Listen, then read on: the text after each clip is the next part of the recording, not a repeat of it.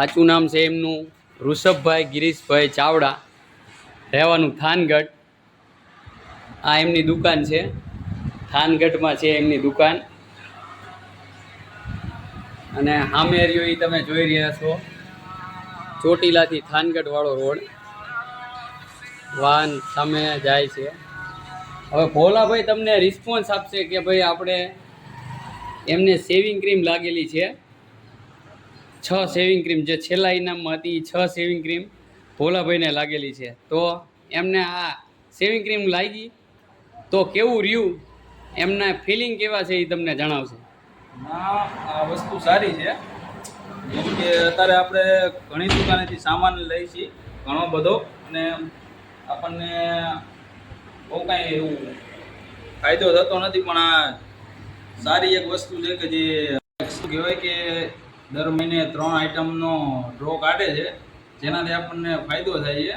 અંદાજેથી 2,500-3,000 રૂપિયાની વસ્તુ આપે છે, ત્રણ આઇટમ થઈને। મને તો સેવિંગ ક્રીમ લાગેલી છે જેની કિંમત બહુ નથી, પણ ફાયદામાં આપણને કાંઈ ઓલું ના કહેવાય કે સારું કહેવાય। મફતમાં તો વસ્તુ ઓલી જ કહેવાય, એના માટે સારું કહેવાય। અમુક વ્યક્તિને જેને કટિંગ મશીન લાગેલ છે 071, જે આપણે જીરો કટિંગ માટે બહુ મસ્ત મશીન હોય છે, એ લાગેલું છે, એટલે સારી વસ્તુ કહેવાય। જોકે અત્યાર સુધી કોઈ આ ચાલુ નથી કર્યું ડ્રોનું। આ ફર્સ્ટ ઓફ ઓલ પહેલી વખત આ દુકાને જે પ્રિન્સ કોસ્મેટિકમાં ચાલુ થયેલ છે કે અત્યારે આપણે ફક્ત ને ફક્ત સામાન જ લેવાનો છે, બીજું કોઈ એક્સ્ટ્રા ચાર્જ ચૂકવવાનો નથી કોઈ પ્રકાર। હા, એટલે સારી વસ્તુ કહેવાય। એક અત્યાર સુધી આપણે સલૂનમાં કોઈ પણ આઈટમ લેતા હતા એમાં કોઈ આવો લાભ મળતો નહોતો। હવે જો કે આ એક લાભ મળે છે, અને પાછું દર મહિને 3 આઈટમો કાઢે છે, એટલે મહિને ને મહિને આપણે કદાચ 1,000 રૂપિયાનો કે 600-700 રૂપિયાનો કે આ સેવિંગ ક્રીમ જે મળતું હોય એ વસ્તુ સારી કહેવાય।